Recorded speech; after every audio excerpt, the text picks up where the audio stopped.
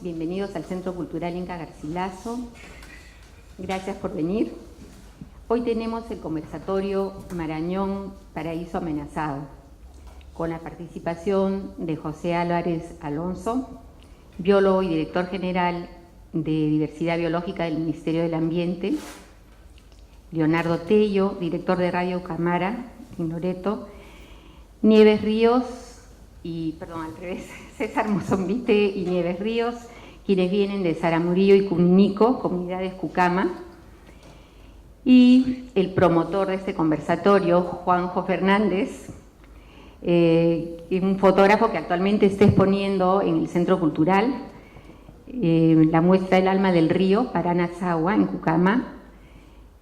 Él es reportero gráfico de medios como El País en España y Sudamérica Hoy de Argentina. Se especializa en temas, bueno, ya son culturales y de medio ambiente, y va a ser esta noche el moderador, de modo que le cedo la palabra. Muchas gracias.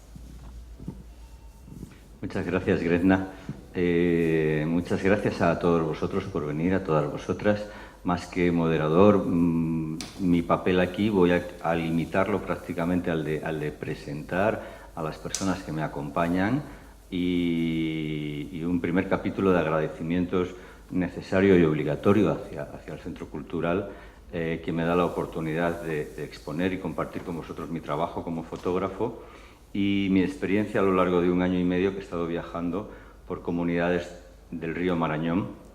He querido centrarlo en el río Marañón para centrar una única problemática. También he viajado por el Santiago, también por el Napo, pero me parecía importante el que en esta ocasión habláramos de cómo es la vida en estas comunidades ribereñas que dentro de todo son afortunadas. Tienen una gente trabajadora, alegre, que a mí me han abierto sus casas y he querido que muchas noches, muchos días, muchas horas en Peque, en las que hemos conversado, en el Peque menos, con el ruido, no se puede conversar mucho, y me ha parecido importante que todo eso que ellos me han contado estuvieran aquí ellos para contarlo. Por eso me acompaña Nieves. Nieves es una mujer trabajadora, emprendedora. Ella con sus 3 hijos, con su esposo, viven en Zaramurillo y nos puede contar cómo es su vida allí. Lo complicada que puede llegar a ser en un entorno que es maravilloso, pero que la presencia de la Estación 1 de Petroperú a su lado ya ha generado un estilo de vida diferente, condicionado por la búsqueda del dinero, del salario. ¿Quién mejor que ella para que nos lo cuente? César vive en Cunico. Él, junto con otros moradores, fue el que descubrió en junio del año 2014 el derrame que hubo, y su comunidad, con mucho valor, inició una lucha para reclamar los derechos, en la que continúan reclamándole al Estado la defensa de su salud.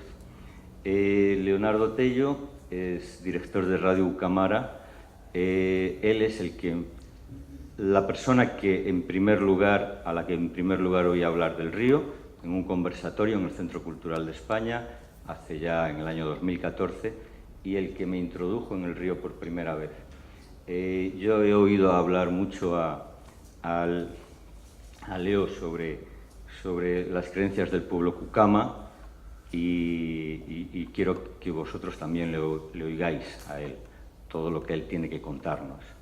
Y Pepe, pues Pepe es una persona que creo que pocas como él que han vivido en el río y que nos puede dar una perspectiva de todo lo que digamos esta noche, quizás con un punto más científico, más político, y que creo que es importante ahondar en aspectos como la alimentación en el río, en aspectos como las relaciones sociales con las empresas. Tenemos muy poquito tiempo, así que me callo ya y le doy la palabra a Nieves, y poquito a poquito, bueno, estoy seguro de que lo que oigamos esta noche no nos va a resultar indiferente. Luego están las fotos abajo que podéis ver en cualquier momento. estarán hasta el día 18 de agosto. Y antes de que se me olvide, porque sé que a Leonardo se le va a olvidar decirlo, Radio Camara editó unos libros fantásticos. Caruara, La gente del río, están aquí. Podéis comprarlos también si queréis. Son las historias del río contadas por las personas del río en español y en caruara. Hay una edición en inglés, hay una edición en francés. Creo que hoy solamente nos ha traído la edición en español. Pero bueno, están aquí, no os olvidéis, de verdad. Al menos echadle un vistazo antes de iros. Y quiero darle la palabra ya inmediatamente a Nieves. Hermanos, muy buenas noches a todos. En primer lugar, agradecer a todos acá por la presencia. Bueno, es la primera vez que yo estoy acá. Bueno, la realidad que nosotros vivimos allí en la comunidad, como dijo Juanjo, tengo 3 hijos, soy una madre de familia, tengo mi esposo. Bueno, lo que realmente nosotros pasamos por ahí, por allá, es algo diferente a lo que vienen acá a decir, porque nosotros somos personas que luchamos día a día para salir adelante. Queremos el bienestar de nuestros hijos, porque es como toda familia, queremos salir adelante para poder progresar. Yo soy una madre que siempre vengo emprendiendo por mis hijos y lucho para poder que mis hijos tengan más adelante un buen futuro. También tenemos muchas cosas que contar de nuestra vida, que nosotros realmente pasamos por allá. Es una necesidad tan grande que nosotros pasamos, porque vivimos al lado de una empresa que es Petroperú. Ya hemos tenido muchos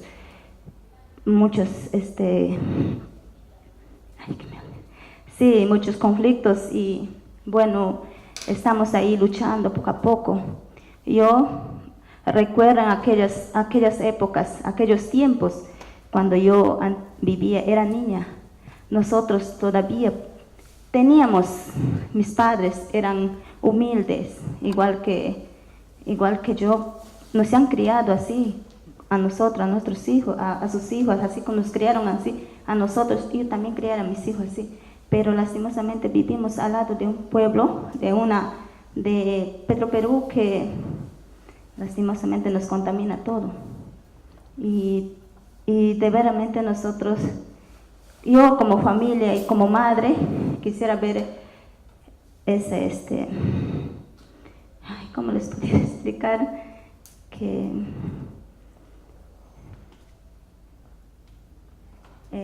esa es que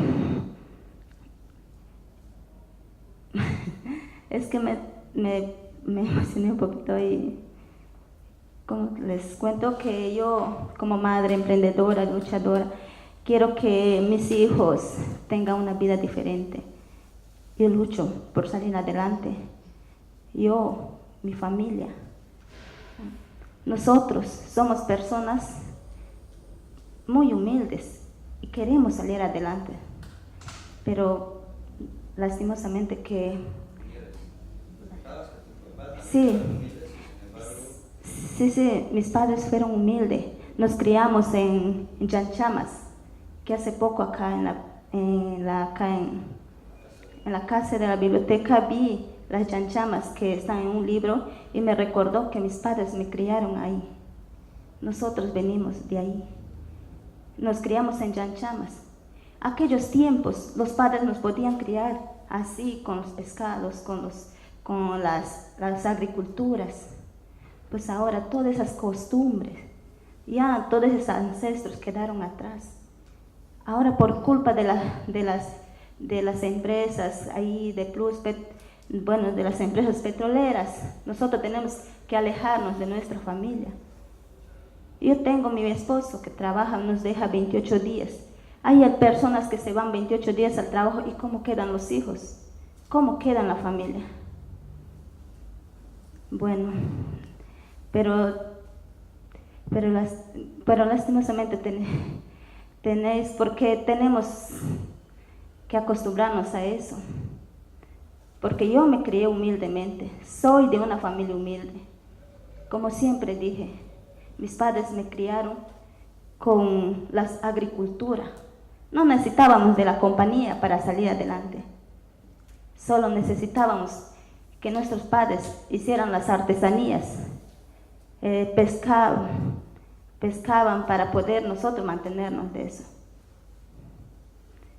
Señores, yo quisiera contarles muchas cosas, muchas más de nuestra convivencia, pero el tiempo es corto. Pero no sé, de repente más adelante nosotros podemos seguir hablando y bueno. Sí. Bueno, les paso con el hermano César para que él también pueda dar algunos discursos. Bueno, hermanos, es nuestra costumbre de decir hermanos desde los tiempos ancestrales, ¿no? Bueno, Juanjo ya dijo mi nombre, de qué lugar vengo. Bueno, ya sería necesario, por lo menos, no contarles, no es un cuento, sino decir la realidad de nuestra vida, donde vivimos nosotros, en nuestra comunidad. Entonces, para nosotros es una alegría y un privilegio de venir acá a decirles nuestra realidad, la forma de vida que tenemos nosotros donde vivimos, en nuestras comunidades ribereñas, ¿no? Gracias a Juanjo, que ha hecho el esfuerzo de podernos hacer llegar acá para decirles nuestra realidad, a través de nuestra vivencia, de nuestras costumbres, de nuestras culturas. Me recuerdo cuando era, 10 años por lo menos, ¿no? Las cosas eran en abundancia. Había pescado en abundancia, carne, animales del monte en abundancia, todo en abundancia. Ya no había escasez. Nuestros padres nos podían criar de fácil, ¿no? Porque era una riqueza. Entonces, en cuanto iba, no se conocía compañía, no se conocía empresas, no sabíamos nada. Y entonces, en cuanto iba pasando los tiempos, ¿no? Me recuerdo a 20 años atrás, seguía las cosas en abundancia, ¿no? Porque todavía la montaña, el agua, estaban por lo menos, más o menos tranquilos, ¿no? Pero ya empezaba ya el movimiento a través de las compañías, de las empresas que iban y llegaban allá a los sitios, ¿no? A perforar, a hacer movimientos en la montaña con ruidos, bullas. Y entonces ya nuestras costumbres, a través de las empresas, las compañías que llegaban a laborar ahí, ya la vida iba cambiando poco a poco. La gente ya olvidando su cultura, su costumbre de vivir, ¿no? ¿Por qué razón? Porque las compañías que buscaban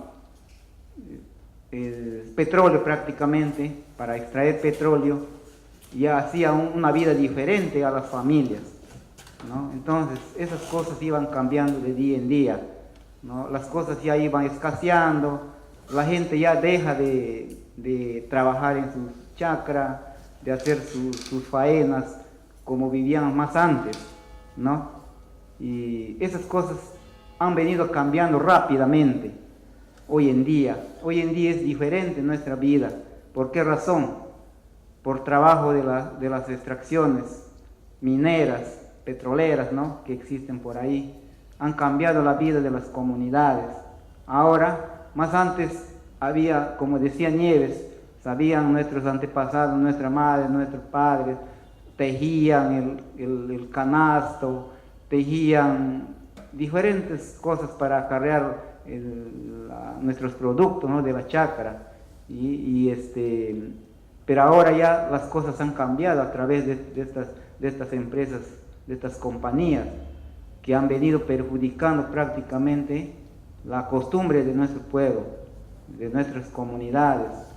Ahora es diferente la vida porque la gente solamente ahora ya piensa en la compañía, se dedica a esperar la compañía, ya olvidando nuestras costumbres ancestrales. Ya nadie quiere hacer chacra, ya nadie quiere pescar, porque esperan ganar la plata, ya la plata directamente con esos trabajos que hay ahora. Pero ¿cómo quedan, dijo Nieves, cómo quedan las familias abandonadas? Porque el hombre va a trabajar y la casa cómo queda, ¿no? Entonces esas cosas han ido cambiando, la costumbre y las culturas que teníamos antes.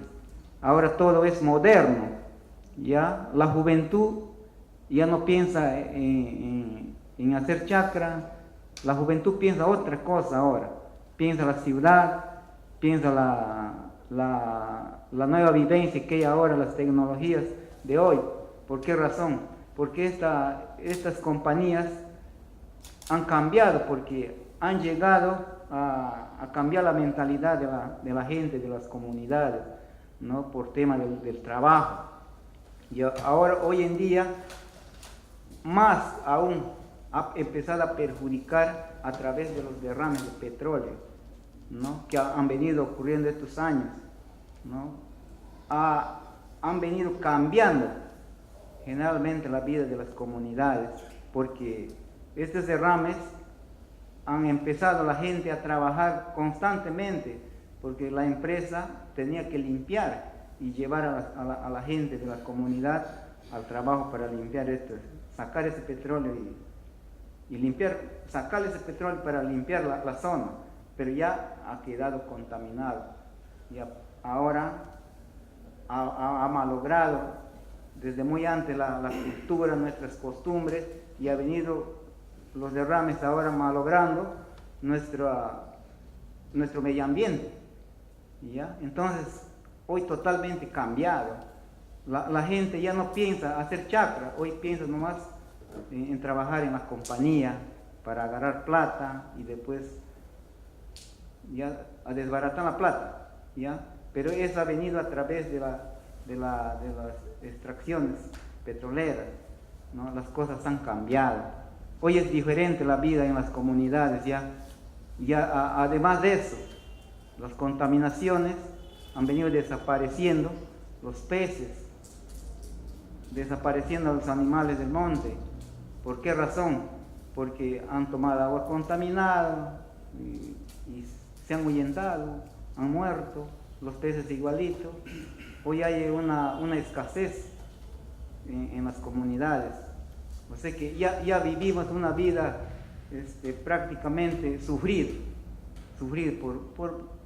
por muchos años ya, porque han venido malogrando prácticamente nuestro ambiente a través de las compañías, más aún los derrames de petróleo. Las costumbres antiguas ya se olvidaron, ¿ya? Y entonces para nosotros ya es perder la cultura que tenemos, ¿ya? Y además de eso, la gente ahora hasta se pierden las lenguas por motivo a esto, ya, del trabajo. La gente sale a diferentes sitios a vivir, porque a veces haya un sencillito por trabajar en la compañía, y luego cuando van a la ciudad terminan la plata, ya terminan a veces destruyéndose las familias por esa razón, ¿no? Entonces eso es lo que yo puedo decirles a ustedes a través de nuestra vivencia, a través de lo que ahora estamos viviendo en día, ¿no? Entonces, más bien, yo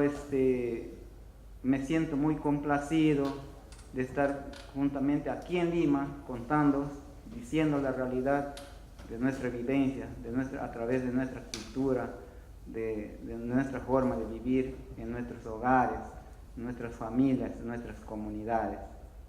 Bueno, hermanos, eso sería todo lo que yo podría decirles hoy. Bueno, vamos a seguir en algunos momentos algunas preguntas nosotros poder responderles con lo que ustedes puedan preguntarnos. Bueno, gracias.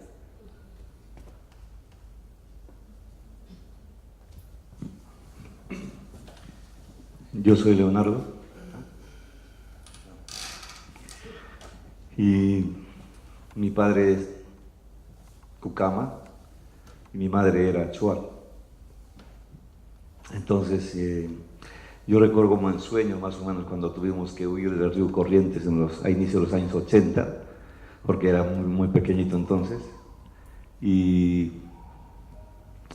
no recuerdo si era por los derrames de petróleo, por las aguas de formación que se vertían directamente entonces a los ríos. Y sí recuerdo que había mucha enfermedad, mucha gente enferma, y entonces tuvimos que salir al Marañón para buscar una vida diferente, ¿no? Y después de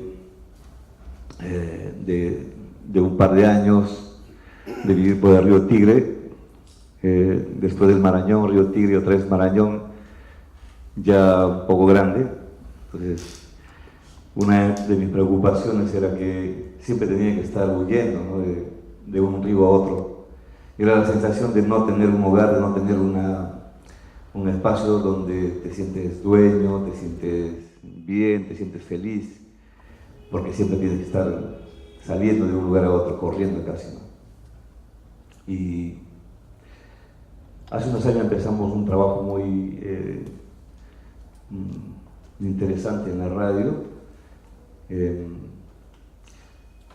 y empezamos a pensar en esas sensaciones que don César nos comenta de estar perdiéndolo todo, ¿no? Perder el agua limpia, perder la cultura, todas esas sensaciones de pérdida que sentimos.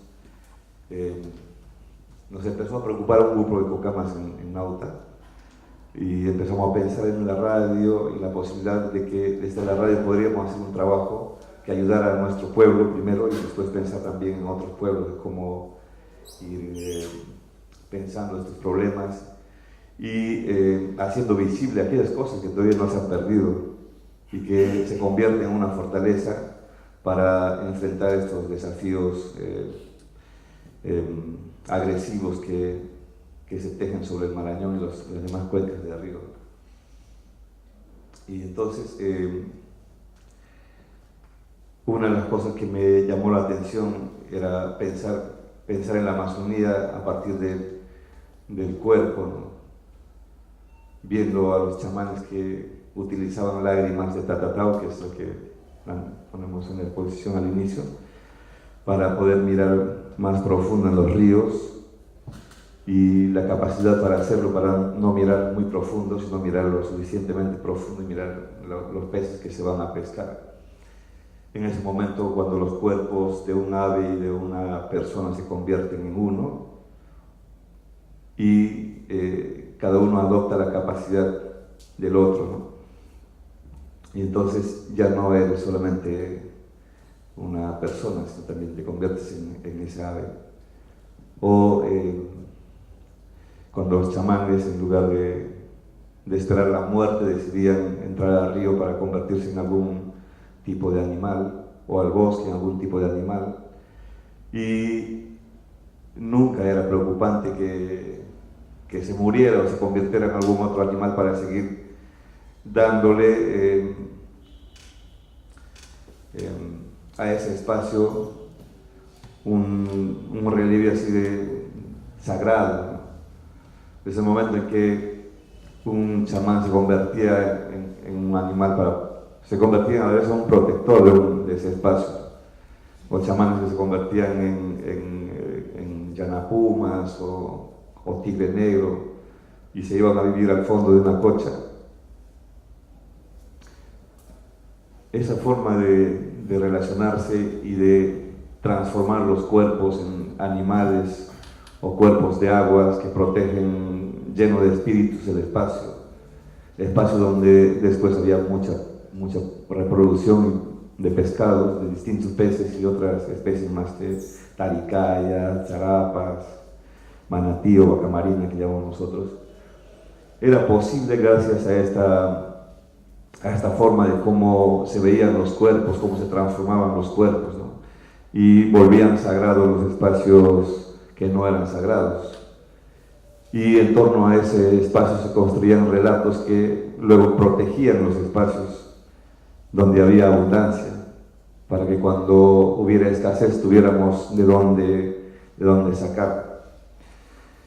Y cuerpos también como, no como pensamos nuestros cuerpos torpes, no como es posible, por ejemplo, viajar a través de sueños y poder dialogar con otra persona a la distancia, o la intervención de un chamán para sanar a un enfermo familiar que vive a 200 kilómetros, a 100 kilómetros menos o más, a través de un viaje así espiritual, donde el cuerpo se vuelve ágil, se vuelve este espacio que conocemos como medio ambiente o ambiente.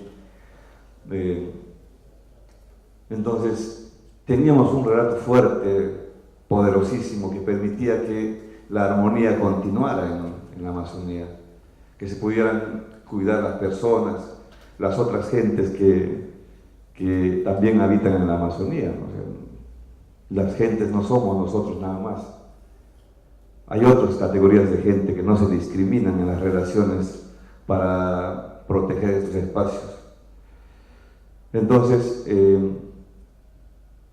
estas preocupaciones luego son así como asaltadas, porque recuerdo el año 2010, el 3 de octubre, el derrame de petróleo en Saramuro, sí. Unos días después, visitando esa comunidad, me queda muy grabada en el recuerdo, por ejemplo, una mujer a orillas del río, bien clavada allí, ya, con un niño en su brazo, enfermo, con diarrea, la madre también con diarrea, pero la madre tiene el cuerpo todo entregado al niño y su mirada esperando que un bote baje por ahí para traer a su hijo a algún centro de salud muy cercano a la comunidad. Esa imagen de desesperación de que cuenta Nieves ahora, esa misma imagen sigue mucho más fuerte en el rostro de muchas mujeres grabadas ahora, ¿no? De sufrimiento en Marañón, que no son atendidas, nadie atiende esos cuerpos que sufren, llenos de manchas en la piel. Los cuerpos de aguas que no son como cuerpos de aguas como se suelen tratar, son cuerpos vivientes, ¿no?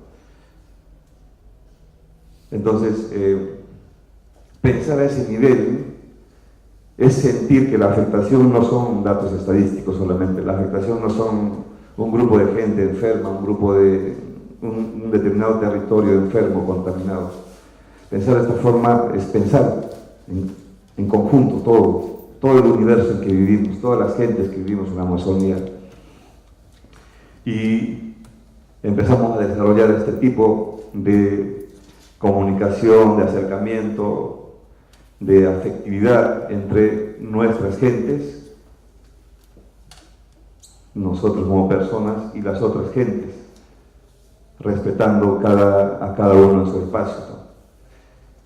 Hay un pez que es la sardina, en Bucama se dice upari, y upari es un apellido muy común en el pueblo Bucama. Así que cuando un pescador viene de la cocha trayendo bastantes sardinas, dice: hoy vamos a comer a nuestro primo. Entonces, eso me parece muy interesante, porque estamos viendo a los otros seres no como parte de mi cadena alimenticia, ¿no?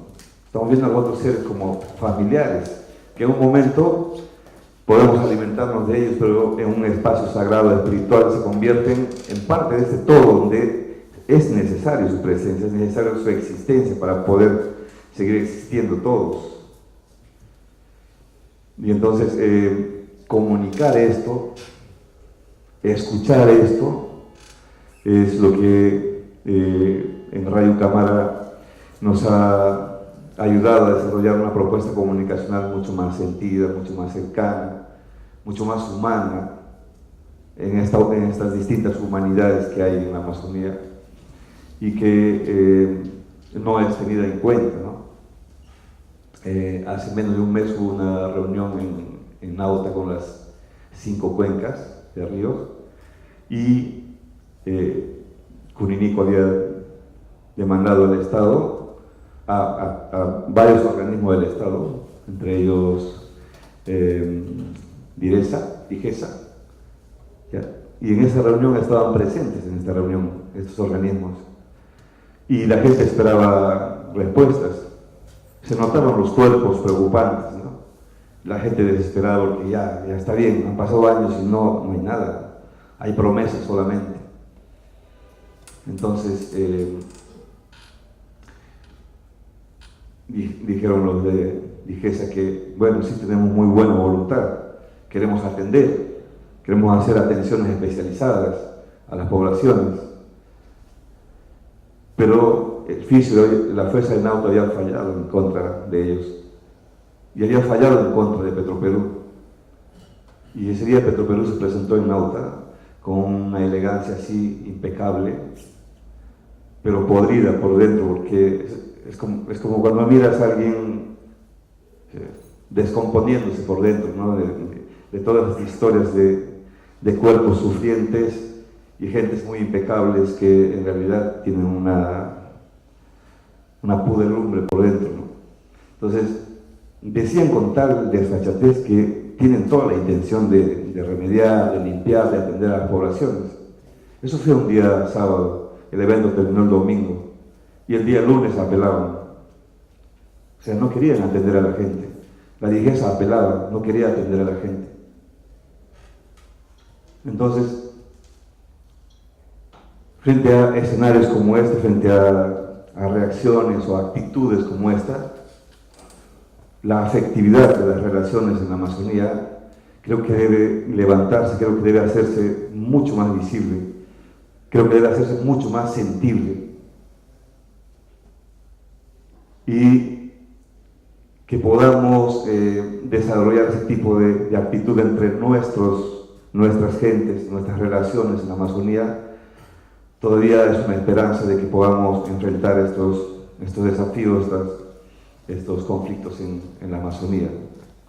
Yo no estoy hablando de todos los conflictos que hay entre las relaciones de poder, entre las federaciones, el Estado, lo que sea.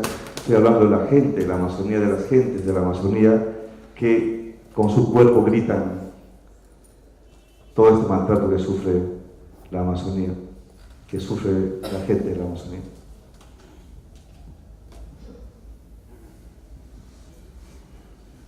Bueno, quizás soy la persona menos indicada, no soy nativo de la Amazonía, aunque he vivido ahí casi 29 años, pero mi primera experiencia en la selva peruana fue en el 83, en Nauta, justamente. Tuve la oportunidad de estar varias semanas allí, a principios del 83. Me impresionó mucho la gente del Marañón. En general, los indígenas amazónicos, la gente, a pesar de los problemas, más feliz del mundo. No dejo de impresionarme que encontrar gente con problemas nunca dejan de tener la sonrisa y la alegría en la cara y en el corazón. Y eso es una lección de vida. Después tuve oportunidad de visitar en el 84 Tigre y Corrientes, y ahí fui testigo, probablemente tú eras chiquito en ese tiempo, de la horrible contaminación. Me acuerdo de una anécdota en el río Corrientes, en una comunidad. La gente tenía que coger su agua del río, porque el río Corrientes tiene muy pocas quebradas, es una formación geológica muy particular. Ahí por geología se ha levantado el terreno. Y habían hecho una especie de cerco con topa, la madera de topa, porque bajaba tanto petróleo que si tú lavabas la ropa o tomabas el agua, lo tomabas con petróleo. Entonces, para evitar que las planchas de petróleo manchasen su ropa, la barba, tomar el agua, tenían que hacer cercos así, ¿no? Impresionante, porque eso obviamente se pagó después. Yo en Nauta todavía en aquellos años me acuerdo de la abundancia. Venían los botes del Marañón cargados de pescado, desbordaban, ¿no? De los pescadores, era impresionante. El Marañón era un río súper productivo. De hecho, yo también soy periodista aficionado, ¿no? Como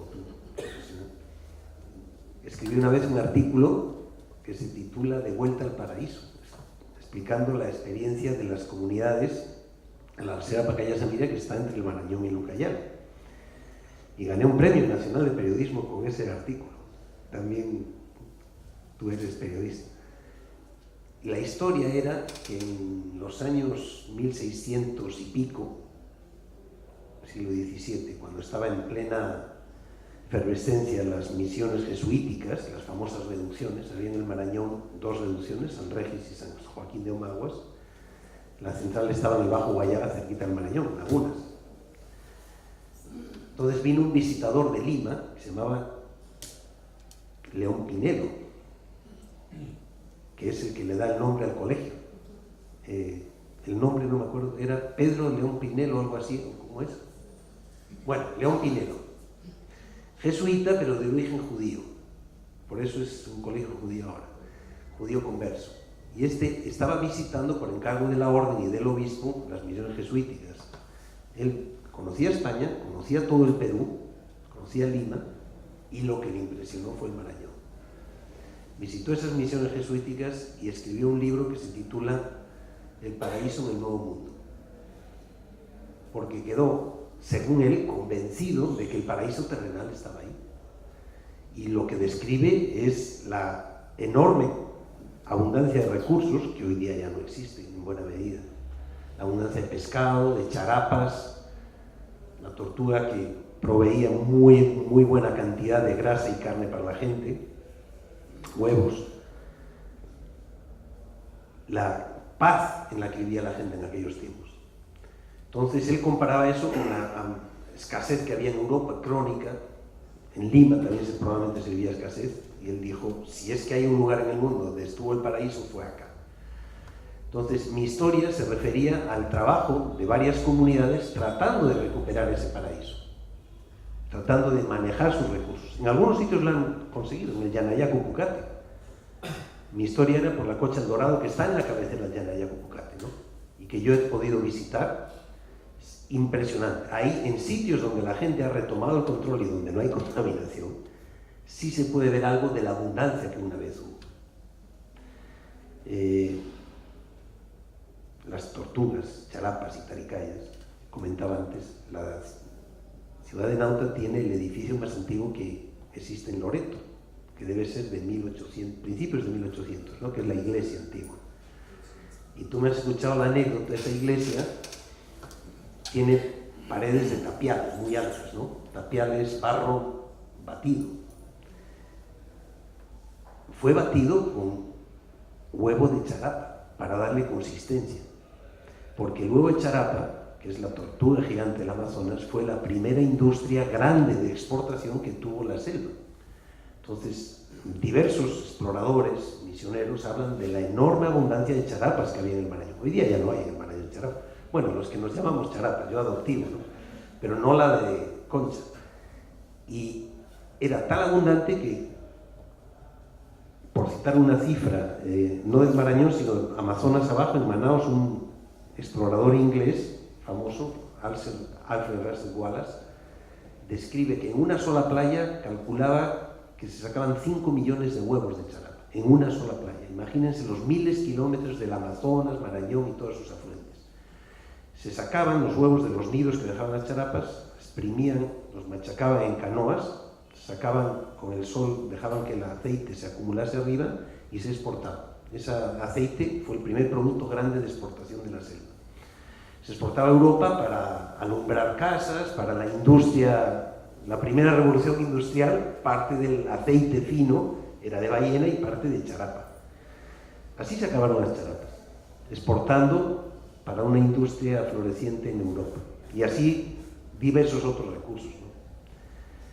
Ese paraíso, hoy amenazado en parte por la contaminación, también por la depredación de los recursos, porque obviamente hay otras causas, sí se puede recuperar. Y yo creo que ese es el reto de los pueblos indígenas, ¿no? Aparte de conservar esa cultura que hizo posible esa calidad de vida por miles de años y que ha sido en parte destruida por empresarios foráneos, incluyendo petroleros que han desnaturalizado la forma tradicional de trabajo de la gente, de relacionarse, etc. Yo he vivido en la zona petrolera 5 años, en el río Tigre y Corrientes, y he visto escenas de pavor, no solo la degradación ambiental, la degradación social que produce esa irrupción de una industria con gente con muy brillantes uniformes que viene a desmerecer lo propio, le han hecho creer a la gente a veces que lo suyo no vale, que lo de fuera sí es lo que vale, y eso es el peor daño. A mí me parece que ese es peor daño todavía que la contaminación social, cultural. Felizmente hay iniciativas como Radio Ucamara, cuyo nombre viene de Ucayali, Marañón, que están tratando de rehabilitar. Y yo sé que hay un fuerte movimiento por recuperar esa cultura. El pueblo Cocama fue famoso, por ejemplo, porque era el pueblo del río. Los primeros exploradores que visitaban por toda la Amazonía decían las mejores remeros, bogas, en aquellos tiempos antes de que hubiese barcos a vapor, el viaje se hacía a remo, y los mejores remeros eran los Cocama, del Marañón, y las mejores canoas, navegar por el Marañón con una canoa es una aventura de alto riesgo, si no es una canoa Cocama, porque otros pueblos indígenas sí huequean el tronco, le abren un poquito con calor, pero en ese oleaje que hay en el Marañón, peor cuando hay tormenta, esas canoas son una auténtica obra de arte, y eso es cultura adaptada a una realidad, ¿no? Entonces, y todo lo que se perdió, por ejemplo, el arte de capturar las charapas cuando boyaban, era todo un arte hasta que se extinguieron virtualmente, ¿no? Las charapas no solean en los troncos como la taricaya, que es la tortuga más pequeña, sino que se asoman en la cocha y hacen asomar su lomo para que le caliente, para que maduren sus huevos, ¿no? Entonces, la forma que tenían los antiguos Cocama de capturar estas, si tú le tiras una flecha, se resbala, es un tronco así, una concha así, de este porte. Entonces, tenían una flecha que se llamaba yateca, con una punta de hierro bien pesada. Ustedes, don César, seguro que ha escuchado de eso. Tal era su habilidad que a lo mejor bollaba las charapas bien tímidas. Yo he visto todavía algunas charapas. Asoman la puntita de la nariz, su ojito, donde están en la mariposa, y la bolita de la concha, así bolla un poquito. Entonces tenían que disparar a cierta altura, a lo mejor estaba a 30 metros, para que cayese la flecha justo en el centro, pues si caía a un costado se resbalaba. Esa habilidad tenían los... Hoy día ya creo que no hay ningún fisga de eso, ¿no? Bueno, fisga le llamaban al del Pache. ¿Cuántas cosas más se han perdido porque se perdieron costumbres, se perdieron recursos, se perdió calidad de vida? Yo creo que todavía se puede recuperar. Así como han recuperado en el Pacaya Samira las taricayas, hoy día es una explosión de taricayas, la charapa no, la charapa sigue en problema. Yo creo que sí se puede, y ese yo creo que es el reto con líderes como ustedes, con comunicadores como Leonardo, que es un defensor entusiasta de la cultura y el idioma Cocama. Yo creo que lo van a lograr. Volver a recuperar ese paraíso en riesgo sí se puede recuperar con la voluntad de su gente.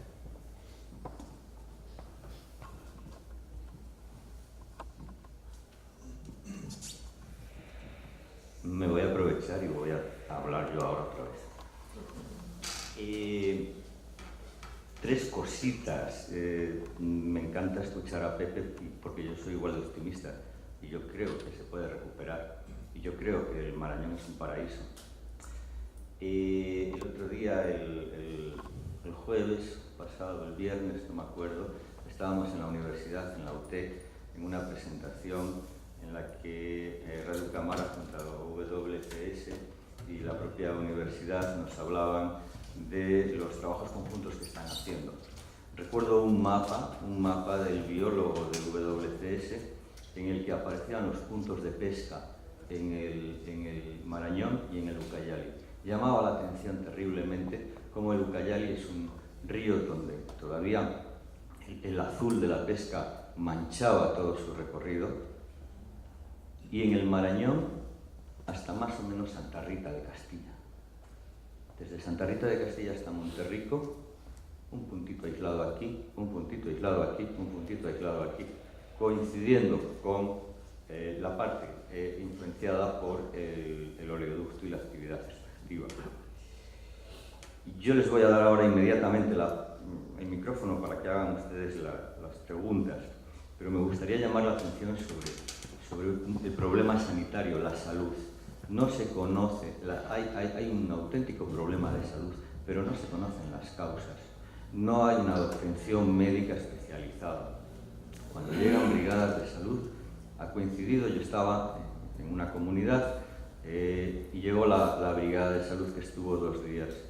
Y tú, bonita, ¿por qué estás aquí? A mí es que me duele la barriga cuando tengo la regla. A mí es que me duele la cabeza. Yo tengo aquí unos granitos. Inyectables por la vena, inyectables intramusculares, pastillitas. Tú tomas anticonceptivos, planificación familiar. Tengo un documento de la dirección del MINSA. Uno de los objetivos es que el 80% de la población fértil esté en un plan de planificación familiar. Tome anticonceptivos. Desde el MINSA se preocupan cuánto pueden reproducirse las poblaciones ribereñas. Yo lo dejo ahí. Yo no soy un experto. Si alguien sabe responderme o sabe explicarme, que me lo explique, se lo ruego. Si estáis aquí y alguien sabe darme una razón de por qué el MINSA determina cuánto se tienen que reproducir las poblaciones, a mí, por favor, me lo podrían explicar. Creo que la alimentación no solo se ha empobrecido por la contaminación. La alimentación, durante este año y medio, como digo, yo he estado visitando. César, Nieves me han acogido en sus casas, yo he vivido con sus familias, ellos son mis protectores, y yo he comido lo que ellos comen. La alimentación se ha empobrecido terriblemente. No comemos pescado, comemos arroz con pollo, algún día fideo. Es raro cuando hay una carachama en el desayuno. Eso tiene que afectar a la salud, esa falta de variación en la alimentación. Yo no soy experto, yo sé que Pepe seguro que nos podría aclarar mucho más. Y es una alimentación que además está condicionada por el transporte y viene encarecida. Viene encarecida porque no se paga lo mismo por el arroz en una comunidad que se paga en Auto, se paga en Iquitos, se paga en Lima.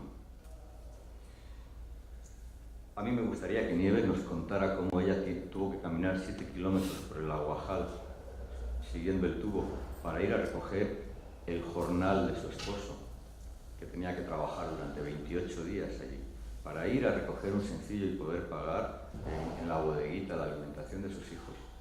Ella me contaba, ¿tú, Juanpa, has caminado por este tubo? No, yo no. Yo 7 kilómetros he ido. ¿Y ya qué has ido por ahí? ¿A conocer? No, a ver a Ángel que me diera la platita del salario cuando cobró. Esas cosas a mí me parecen que además están absolutamente injustificadas, porque allí en la batería donde trabaja el esposo de Ángel están continuamente volando helicópteros. Hay 2 helicópteros que están volando continuamente de la estación 1 al interior del lote, transportando tubos, transportando materiales para la construcción. Van a hacer 3 nuevos pozos. Entonces, no es necesario que los hombres pasen 28 días seguidos allí. Se entiende que un hombre que viene de Talara pase 21 días, porque se tarda 3 días en llegar hasta allí. Pero un hombre que tarda 15 minutos en llegar hasta la explotación, ¿por qué le tienen 28 días en campo? Ese tipo de preguntas yo les hago.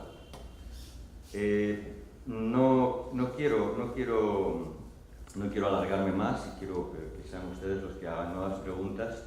Y también, si, por supuesto, si a cualquiera de nosotros se nos ocurre nuevas respuestas o alguna idea más que quiera compartir, ya dejo libre el micrófono. Ya me he aprovechado bastante de ser el fotógrafo. Por una vez hablamos. Hay un micrófono allí por si alguno quiere hacer alguna pregunta, compartir alguna idea.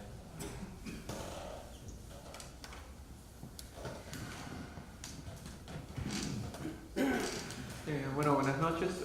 Leonardo, quisiera que nos cuentes un poco acerca de la experiencia que han tenido ustedes desde el pueblo Cucama Cucamiria con los Cucama Cucamiria de otros lados de América Latina, ¿no? En el caso de los Cucama de Brasil, los Cucama de Colombia, y cómo podemos traer también esas experiencias de ellos a lo que están pasando en el pueblo Cucama en este momento.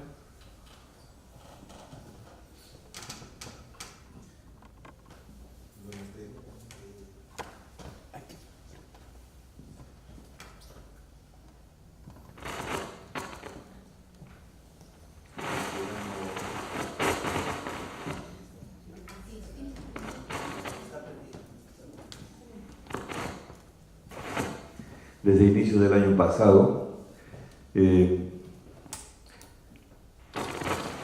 Una de las preocupaciones de cuántos cucamas éramos, en qué lugares estábamos y cómo podíamos juntarnos para pensarnos como pueblo en la Amazonía,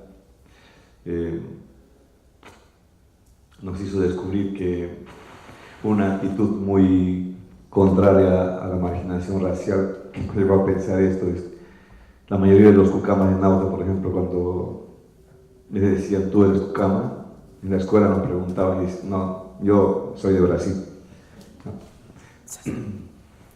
Y con el tiempo pensamos por qué esa respuesta, y es que los tupi-guaraní venimos de toda la cuenca amazónica del Brasil, ¿no? Migrando por muchos pueblos. Y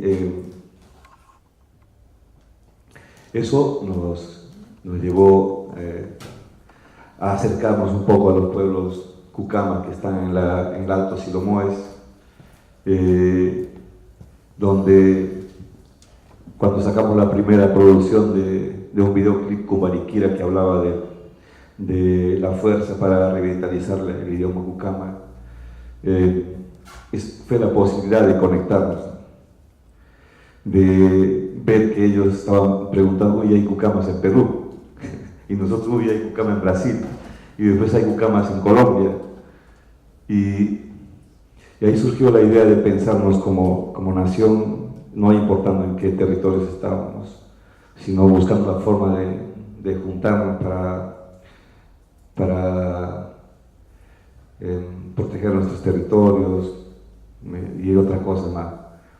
Entonces, el primer contacto que tuvimos con los cucamas de Brasil fue el año pasado, y en ese mismo, casi el mismo instante, con los cucamas de Colombia, que son menos, pero igual están allí, un grupo de familias cucamas, un grupo de comunidades cucamas, igual buscando forma de cómo enfrentar las dificultades que tienen. En Colombia ha habido otros problemas distintos que en Perú, y en Brasil otros problemas distintos. Sin embargo, hay un evento histórico que es la época del caucho que hemos sufrido todos, no solamente cucamas, sino otros pueblos también. Y entonces fue esta idea de recorrido memorioso que hicimos desde la radio, que nos permitió luego encontrar temas, por ejemplo, para conversar con los cucamas de Colombia, cucamas de Brasil, cucamas de Perú. Y en ese estamos, todavía es una relación muy débil, pero estamos buscando espacio para encontrarnos, para conversar y entendernos, ¿no? y pensar la Amazonía, pensar todos los desafíos que hay, pero yo creo que hay muchas cosas que no se han perdido, están ahí escondidas y solo necesitan que se destape como un resorte así fuerte, ¿no? Que yo creo que va a ocurrir. Yo creo que está ocurriendo en una proporción muy pequeña todavía, es mi impresión, pero que además de inspirar al propio pueblo cucama, también esa reacción está inspirando a otros pueblos, ¿no? Y la idea es eso, de que no nos pensemos solamente un pueblo en la Amazonía, sino todos los pueblos haciendo posible que la vida en la Amazonía sea digna, sea respetada, y vivamos con esa sonrisa de felicidad como Pepe ha visto durante los años en el Marañón, que todavía existe, ¿no? Sí. ¿Alguna pregunta más? ¿Esto se oye? Bien.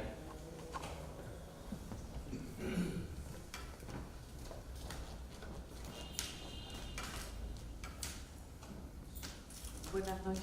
Yo quería preguntarles cuál es la respuesta, por ejemplo, de las empresas de las cuales hay este derrame, ¿no? Si es que hay alguna respuesta que a ustedes les convence o se hace algo para que no vuelvan a ocurrir, porque por lo que vemos siguen ocurriendo los derrames siempre.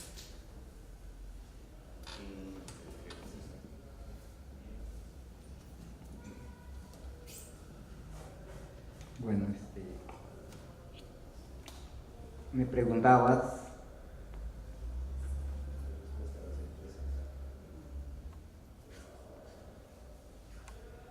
bueno, lo que nosotros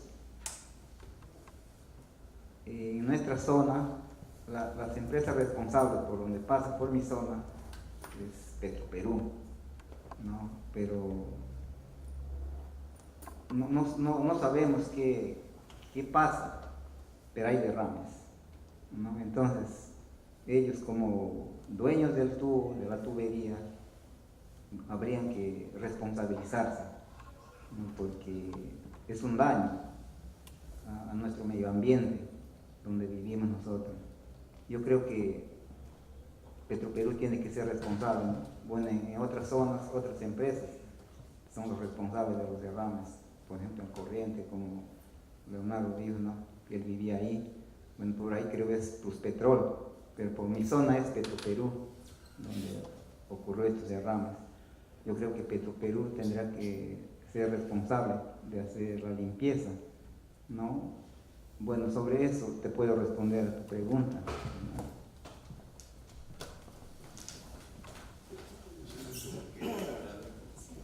Yo quisiera decir algo acerca de la respuesta a lo que nos da la empresa. Por donde yo vivo, al frente está Plus y al costado está Petroperú. Hace poco tuvimos un derrame otra vez, donde que la empresa Petroperú no nos da ninguna respuesta. O sea, no se hagan cargo de la contaminación que ellos hacen. No se hagan responsables las empresas petroleras. Al contrario, todavía nos ignoran, como quien decir, no pasa nada, ya, ahí queda. Así es la respuesta de las empresas petroleras. Es una de las respuestas también a la pregunta de Franco, ¿por qué tantos anticonceptivos en la Amazonía? ¿No? La idea de invisibilizar a los pueblos, de que haya cada vez menos población indígena que se preocupe por defender la Amazonía. Cuando una de las demandas a Petroperú, en este caso Petroperú, porque hay muchas empresas que han hecho lo mismo, ¿no? A Petroperú se le pedía que cambie el oleoducto,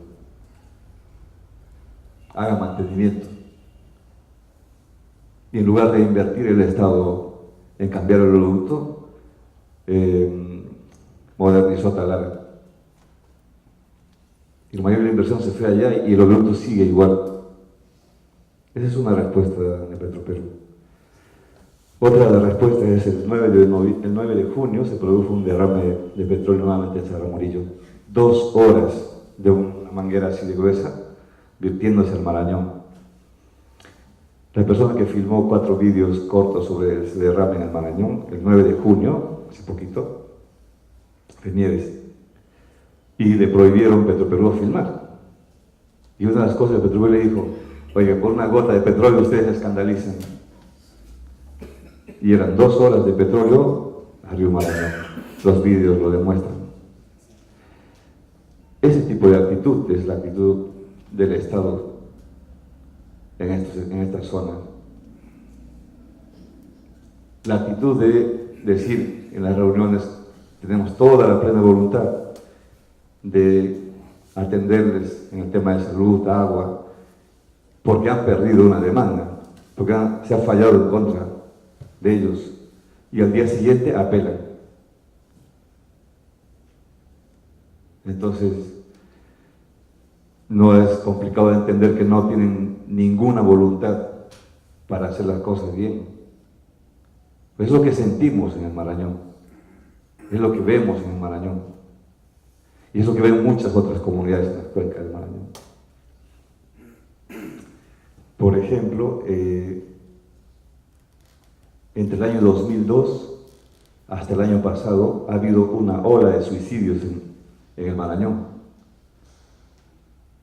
Nosotros hemos registrado 68 suicidios solamente en Nauta, la mayoría jóvenes.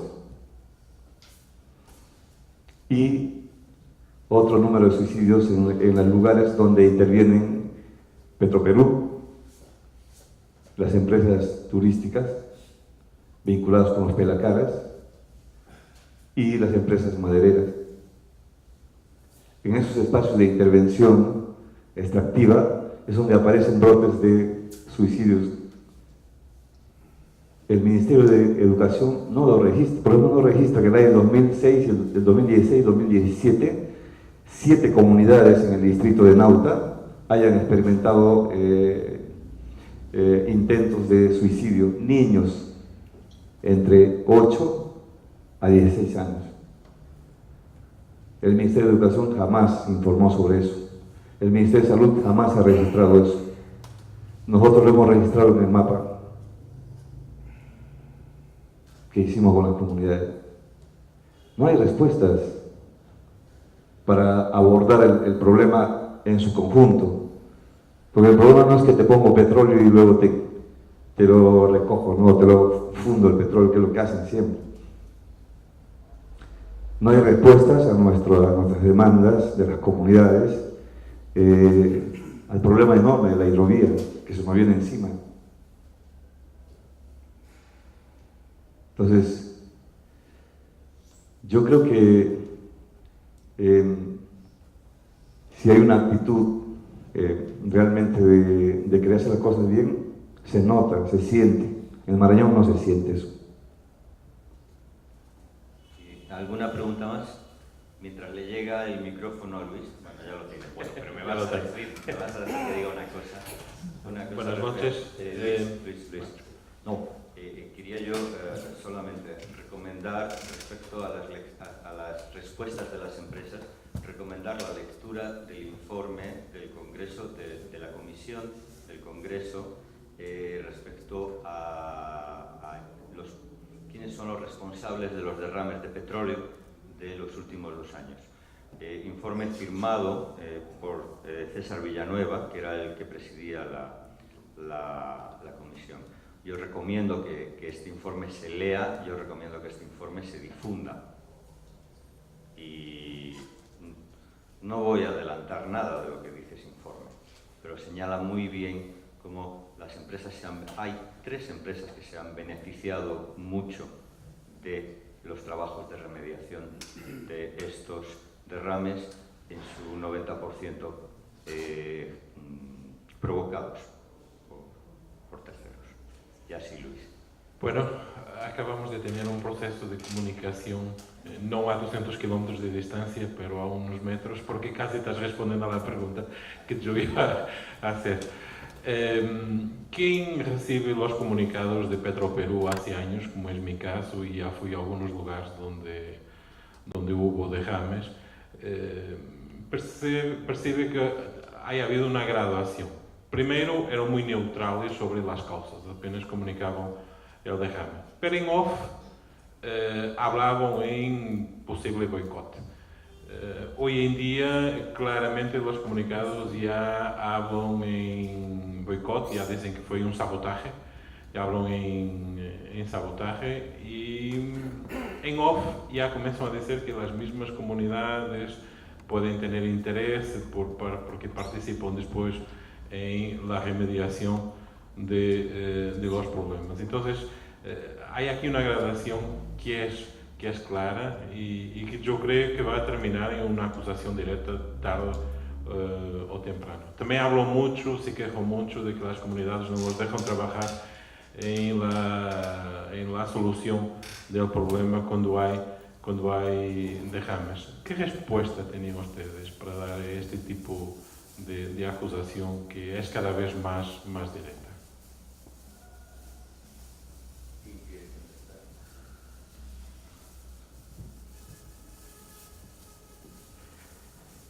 Cuando empezaron las primeras acusaciones a las comunidades con el tema de sabotaje, que las comunidades estaban cortando las tuberías, las respuestas han sido inmediatas, ¿no? Que no. Las comunidades, las respuestas, ¿cómo decir que no? Pero en la mayoría de los cortes donde ha habido, donde aparece que hubo cortes, ya los especialistas de ITEC dicen que se tenía que haber utilizado una herramienta lo suficientemente potente como para hacer el corte en esos espacios donde no había corrosión de la tubería, por ejemplo, que sí aparecen en otros espacios donde sí había corrosión y rompimiento de los tubos, ¿no? Y la inmediata reacción de la empresa también es que del Estado es: vamos a investigar. Yo estoy seguro que si hubieran investigado, hubieran dado como responsables. No lo hicieron. No les interesó investigar. Y no les interesa investigar. Hoy, yo intuyo que hace poco Ojo Público también publicó un informe sobre estos temas, ¿no? ¿Quiénes se beneficiaron realmente de los derrames de petróleo en Marañón? Gente que trabajó en Petroperú. Y entonces pues uno entiende por qué no han investigado.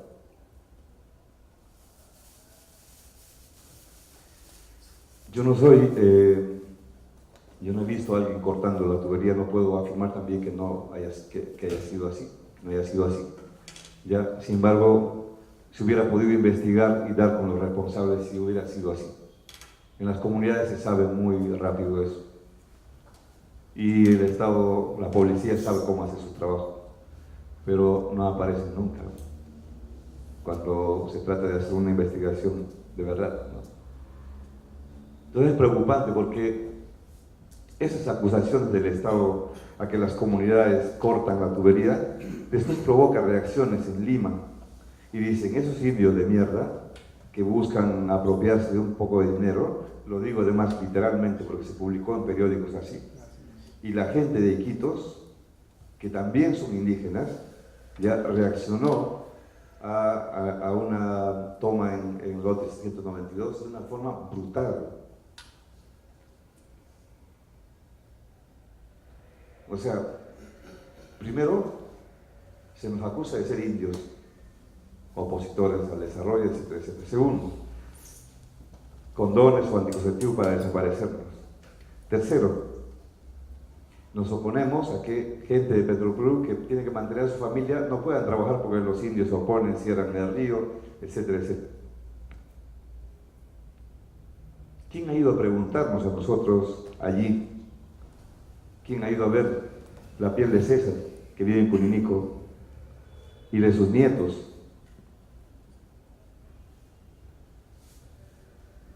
¿Han visto acaso las noches enteras de las madres cuidando a sus hijos con diarrea?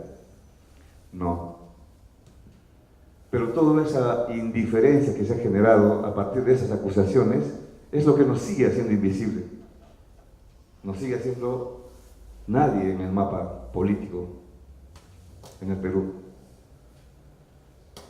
Yo sí estoy de acuerdo que se investigue, y si hay un indio cucama o no cucama responsable de eso, pues que se le castigue, pero no hay investigación sobre eso. ¿Por qué no ha hecho el Estado esa investigación? ¿Por qué no lo ha hecho? Hubieran dado con el responsable seguramente. Pero, como digo, esas acusaciones han sido pensadas estratégicamente para que todo un pueblo se vuelque contra los pueblos indígenas. Y es lo que hemos sentido en los últimos años, siempre acusados con el dedo así. León, contestándote, Luis, te doy otro dato, aprovechando que está César acá. En Cuninico, tras el derrame de junio del 2014, del 24 de junio del 2014, un año después, quizás, un equipo de la Católica hizo un estudio, publicó un estudio. Ese estudio recogió unas fotografías y en esas fotografías aparecía en una de ellas un detalle del corte, el punto de ruptura. Se veía claramente que era un punto de ruptura irregular sobre una de las juntas con óxido alrededor, ¿no? Moradores de Cuninico estaban delante porque estaban trabajando en las labores de limpieza y estaban delante cuando cortaron ese extracto del corte, lo extrajeron y se lo llevaron. ¿Dónde llevan esto? Lo llevamos a Talara para analizar. Posteriormente, el año pasado, en una reunión de APEP, no sé si tú estabas, con Luis Rosell, como presidente de Petroperú en Canaval y Moreiga, Bárbara Fraser preguntó por los derrames y la naturaleza de esos derrames, de sus orígenes, y ya Rosell incluyó Cuninico como uno de los derrames causados por terceros. Entonces, como te digo, vuelvo otra vez al informe del Congreso que recomienda a la Fiscalía se investigue en la dirección en la que apunta en sus 300 páginas, hablando de tres empresas. La Fiscalía no ha hecho nada, como dice Leonardo. La Fiscalía lo que sí ha denunciado por instancia del MINSA es al abogado Juan Carlos Ruiz Molleda por utilizar un documento de SOPA sobre las causas de la muerte en Espinar, de uno de los pobladores. Entonces, no sabemos, yo no sé contestar, pero sí creo que ha habido una escalada y que esa escalada ha habido cortes en el Perú. Yo sí lo creo. Ahora hay que ver quién, por qué. Mire, un dato muy importante en el caso de Cuninico, que es el caso que se ganó. ¿Ya? Es un caso que se llevó a la Corte también, a la CIP. Cuando se produjo el derrame en Cuninico el 2014, en junio del 2014, los moderadores lo detectaron probablemente unos días, no sé cuántos, después que se produjo el derrame. Nosotros de Radio Cámara llegamos 3 días después de que la comunidad había detectado el derrame. Y cuando llegamos al lugar, el lugar estaba inundado 1,20 m y la tubería del oleoducto estaba cerca, un poco más de 50 centímetros dentro de la tierra y cubierto por renacales así. No se podía entrar allí. Curiosamente, al día siguiente nosotros salimos y apareció el corte. Nosotros hicimos un reportaje sobre eso. El reportaje sirvió para que la comunidad de Cuninico presente la demanda por esta. Ahí la acusación inmediata de Petroperú fue la comunidad cortó la tubería. Era imposible entrar en ese espacio donde se produjo el derrame, a 1,20 m de inundación y un poco más de 50 centímetros dentro del suelo, ¿no? La tubería. Obviamente que el barro es suave porque el lugar es fango, ¿no? Entonces después nunca hicieron caso. Se salió el comunicado de Petroperú acá diciendo que eso fue sabotaje. Se probó que no fue así y se ganó la demanda. ¿Han atendido Cuninico? No. Lo que ha dado el Estado peruano a Cuninico es para sentir vergüenza del Estado peruano, o peor que eso.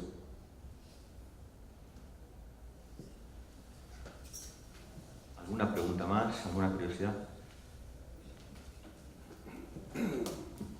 Buenas noches. Yo quisiera preguntarle, ya cambiando un tema, ¿cómo le ha ido a la zona, a los pueblos, a las comunidades, este censo, el censo último, ¿no? Población y vivienda, comparando con el anterior de hace 10 años?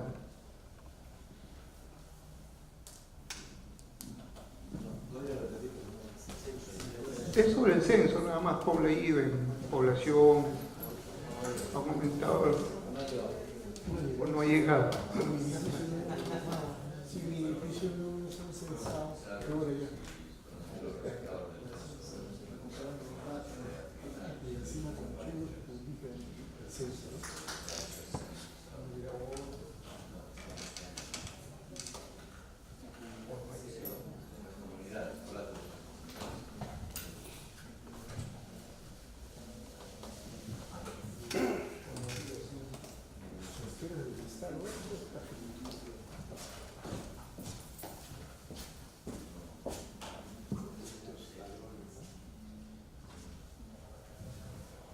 Todos los censos que ha hecho el INEI es para desconfiar. En el último censo había esta pregunta donde... Sí, exacto. Por ejemplo, a mí cuando llegó el censador no me preguntó si era Cucama o no. Entonces, yo tuve que decirle que soy Cucama. Y entonces me dijo, pero usted apellida Tello, es sospechoso de no ser Cucama. Al día siguiente podría cambiar mi apellido por Schwarzenegger y seguiría siendo Cucama. Y esa es otra historia de los pueblos indígenas que hay que contarla también. Pero, por ejemplo, los encuestadores han tenido sus propios criterios ahí. Si no apellidaban a Guanaris, Cuparis, Tamaris, entonces no eran Cucamas, ya no necesitaban preguntarles. Es probable que el censo haya crecido un poco, pero todavía hay esta de que si yo me autodetermino como indígena de cualquier pueblo, inmediatamente me pongo en el disparadero, ¿no? Y todavía hay un temor de autodeterminarse como parte de un pueblo indígena. Entonces, mientras esas cosas no cambien, los datos estadísticos siempre van a ser mentirosos, ¿no? Marisol. Sí, gracias. Bueno, primero felicitarlo, ¿no?, por este esfuerzo de comunicar un poco una historia poco conocida de nuestro país. Solo quería hacer un comentario sobre la pregunta que se hizo, que es el tema del censo, y una pregunta para básicamente los cucamas que nos acompañan el día de hoy. En el tema del censo es que yo pude ser testigo de excepción de la forma como se gesta la pregunta en el censo, de los objetivos al plantear la pregunta, que fue una demanda de los pueblos indígenas, de hecho, de quienes participaban de todos los debates a nivel del Congreso en esa época, que básicamente eran los pueblos organizados de Loreto, todo lo vinculado a 192, donde se ha incorporado Marañón, aun cuando no esté directamente impactado, sufre obviamente parte de la indiferencia general del Estado peruano. Algunos pueblos ayánicas a través de CARE y, bueno, obviamente la AIDC. Y se reclamaba, sobre todo de los indígenas de la Amazonía, que se incorpore una pregunta y el criterio de autoidentificación para aplicar el 169 en toda su amplitud. Cuando, después de muchas peleas, se logró incorporar la pregunta en el censo. Para el censo, ustedes saben que el censo se diseña con mucha anticipación.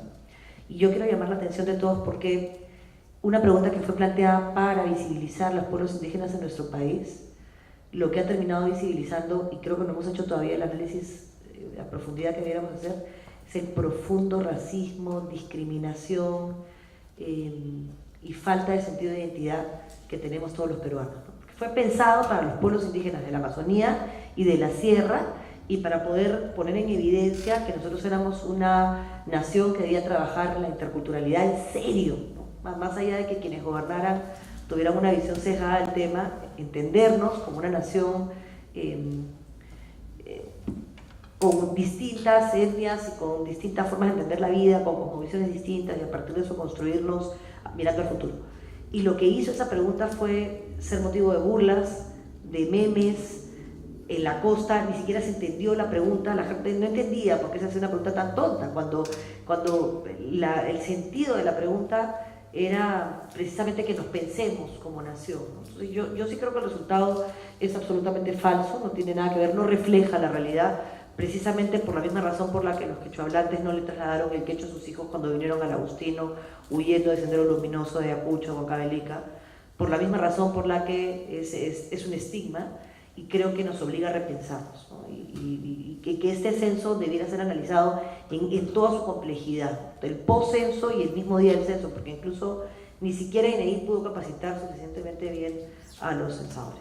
Y la pregunta que quiero hacerles, que tiene que ver también con esto, que es una cosa, un dato nuevo para mí, porque yo he podido acompañar este proceso con pena, con vergüenza, con frustración, en fin, con todo lo que acompaña también con esperanza, por supuesto, a partir de todo lo que se ve en estos pueblos que tienen tanto que enseñarnos. Es lo que acaban de decir respecto del repudio loretano.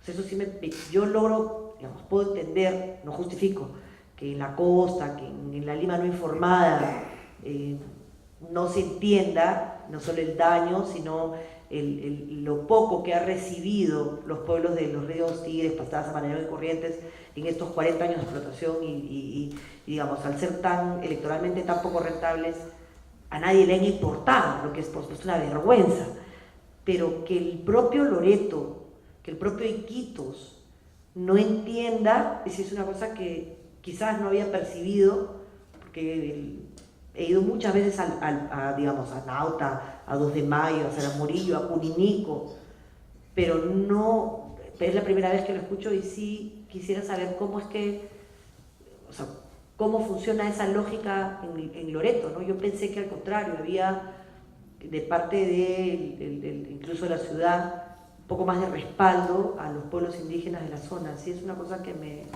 no solamente me genera mucha pena, sino que no logro entender cómo se ha logrado este divorcio, ¿no? Yo al contrario percibía que había cierto respaldo a los pueblos indígenas, por lo menos en Loreto. ¿Cómo se manifiesta y en todo caso cómo se está trabajando para corregir eso que parece que es terrible?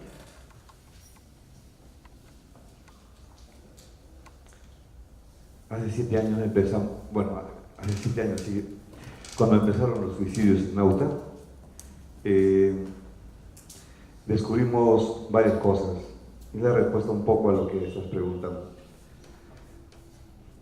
La mayor cantidad de gente que dividiendo Nauta en un espacio en 3 círculos, el centro periferia y la periferia. En el centro hay el 1% de suicidios. En el centro periferia hay un poco más del 70% de suicidios. Y en la periferia el resto. Y cuando empezamos a indagar un poco más desde el trabajo de la radio sobre este tema, no era un tema que se convirtió en un programa de la radio, nunca salió eso en un programa, era un trabajo más silencioso de la radio, ¿no? Entonces entendimos que en el centro de la ciudad la gente se sentía blanca, ¿no? Y es que porque la mayoría de la gente de la ciudad son descendientes de los patrones de la época del caucho, aunque fueran nietos de Manuel Pacaya, cruzados con no sé quién, ¿ya? Y en el centro periferia había una población muy importante que quería entrar al centro a blanquearse, pero no eran admitidos. Pero tampoco querían regresar a la periferia de donde vinieron, o sea, migraron desde las comunidades a Nauta, ¿no? Y entonces vivían esta suerte de no ser felices en ese espacio, ni en el centro, donde son rechazados, ni en la periferia, donde no quieren regresar. Es lo que en Cucama se dice Yamima, o Yamima, que es estoy triste, y es esa tristeza que si no soy feliz, como aparece en muchas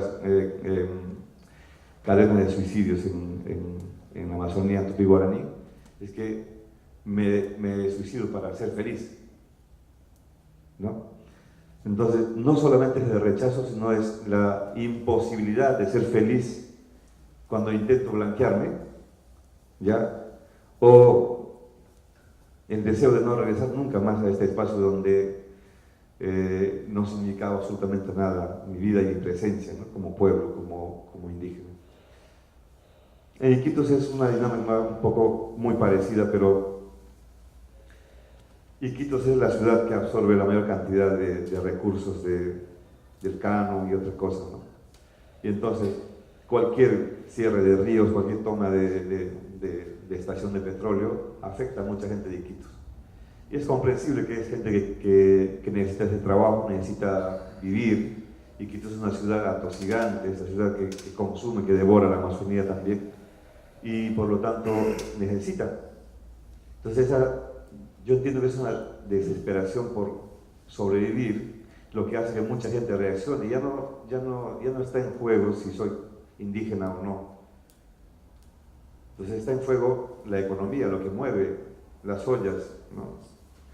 Y eso es mucho más desesperante, ¿no? Porque entonces es el momento en que ya no sabes quién eres y no sabes a qué te estás oponiendo, no sabes contra quién estás lanzando barro o lo que sea, y resulta que toda la afectación que ocurre en la Amazonía nos afecta a todos. Entonces,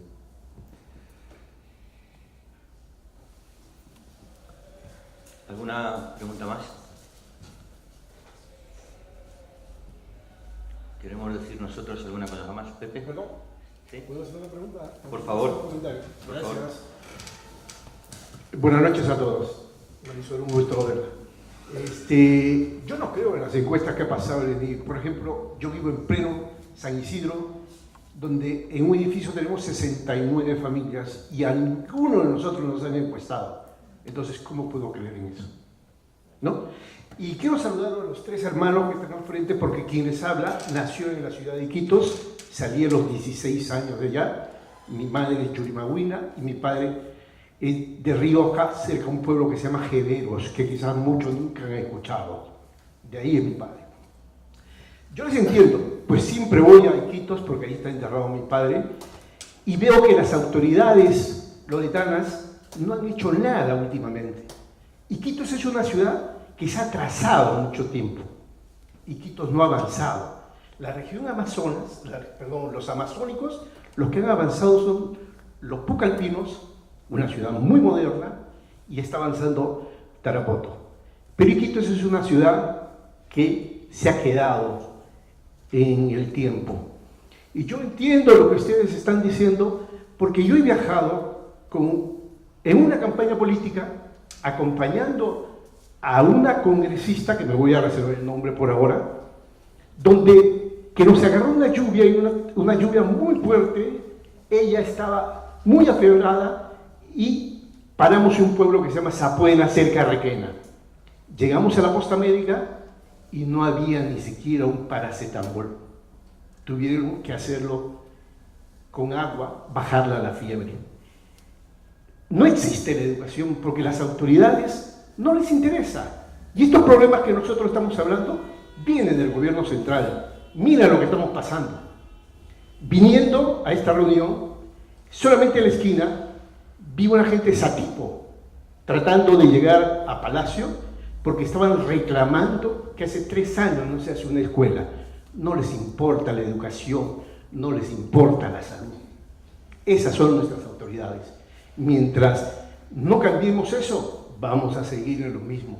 Y más aún, los pueblos olvidados, no solamente de la selva, también de la sierra. Yo te conozco mucho la selva. Me he internado cerca de 3-4 meses a la selva. Genaro Herrera, Contamana, Zapuena, Caballococha, Lagunas, Yurimaguas. Todos esos pueblos los conozco, porque quise conocer antes de irme a Miami, antes de irme a España. Quise conocer la realidad de mi pueblo, quise reconocer la realidad de mi país, y realmente es una pobreza, es un abandono.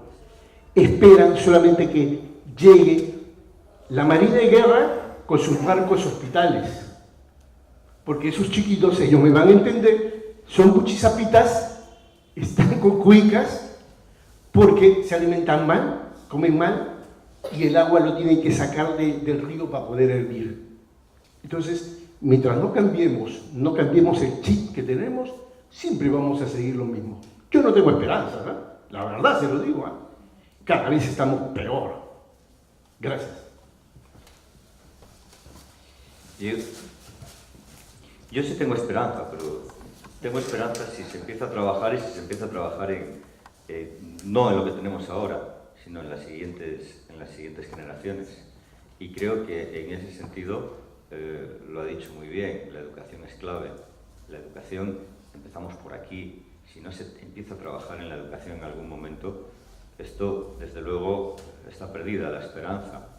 Porque la lógica ha dicho una palabra: están esperando que pase la PIA, están esperando a que llegue la compañía con trabajos y con salarios, están esperando que llegue la ayuda, el decreto que les va a llevar no sé qué.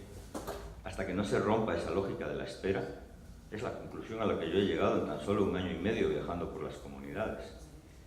Hay muy poquito que hacer hasta que las comunidades no tomen el testigo y el protagonismo de salir adelante con los trabajos que está haciendo Leonardo, mucha otra gente. Formaviap es un centro ejemplar que marca algo de camino, sin duda insuficiente, debería haber muchos más en Formaviap. Hombres como César, que dice: yo no quiero trabajar en las compañías, yo soy agricultor. Que tengan claro y que sepan transmitir eso, porque si tú quieres trabajar en las compañías está muy bien, pero hay que exigir móntame una escuela técnica para que yo quiero trabajar de ingeniero, no quiero trabajar de peón. ¿Por qué los peones vienen de Piura, o vienen de Iquitos, o vienen de Lima, o vienen de Tacna? ¿Por qué no vienen de acá? ¿Por qué no vienen de Nauta? ¿Por qué no vienen de Maipuco? ¿Por qué no vienen de Yurimaguas? ¿Por qué no vienen de acá, donde podamos mandar nuestros hijos a que se preparen para hacer esas labores? No son malas las compañías por sí mismas, no lo creo yo. Entonces, yo no creo que sea un proceso irreversible, yo creo que se puede trabajar, pero lo primero es la voluntad. Iquitos, lo que sucede en Iquitos no es distinto a lo que sucede en Lima, con todo el país. Simplemente escalamos las realidades. Iquitos, Loreto, Lima, Perú. Entonces, yo llevo aquí muy poquito tiempo, pero en ese poquito tiempo me he acercado, he viajado, he preguntado, he querido conocer. Me he sentado y hemos hablado mucho. He escuchado a gente como Pepe, que sabe mucho. Y hay gente muy valiosa aquí, aunque no sea peruana. Yo he tratado con muchos peruanos y con gente de fuera, con cargos de responsabilidad dentro del gobierno, en ONGs, con ideas muy claras, con cosas muy buenas que aportar. Parece que no terminan de poder trabajar. Pero temas para la esperanza yo creo que sí que hay. Otra cosa es también el carácter de cada uno, de cómo quiera ver el vaso, ¿no? Medio lleno, medio vacío. Ese es un problema. No sé si vosotros queréis algo más. Yo quiero agradecer que hayamos podido tener este espacio, con lo complicado que es llegar al centro de Lima, ¿no? A tenerles aquí para conversar. Hay muchos puntos de vista que son discutibles, las nuestras, las de ustedes, las de todos, siempre son discutibles. Y también hay puntos de vista que jamás se discuten, ¿no? Que están allí silenciadas y que necesitan salir, ¿no? Y bueno, desde Radio Cámara estamos trabajando con nuestro pueblo, no somos la radio solamente es mucha gente, César, Nieves, mucha gente con quienes trabajamos permanentemente durante el año, ¿no? Haciendo cosas. Entonces, Radio Cámara es el nombre nada más de una institución desde donde estamos provocando toda esta cosa, y lo hacemos porque creemos que hay esperanza y porque la sensación de que todo se pierde es porque algo se pierde, pero no se pierde todo. Y hay cosas muy valiosas, muy potentes en nuestros pueblos que vamos a ir visibilizándolos y trabajándolas más fuerte, con mucha creatividad. Yo creo que si la lucha de los pueblos no se traslada a niveles más creativos, quedan muy pocas esperanzas. Y finalmente hay muchos hermanos indígenas de distintos pueblos con una creatividad o con muchos conocimientos que pueden inspirar a creativos a una lucha mucho más interesante, ¿no? Y estamos muy bien una experiencia con el pueblo Bucama y WCS, Mariana, que está aquí, combinando conocimientos científicos con los conocimientos de nuestros pueblos, sabidurías, para hacer mapas, para pensar la Amazonía, para intervenir de una forma positiva con la UTE, los ingenieros muy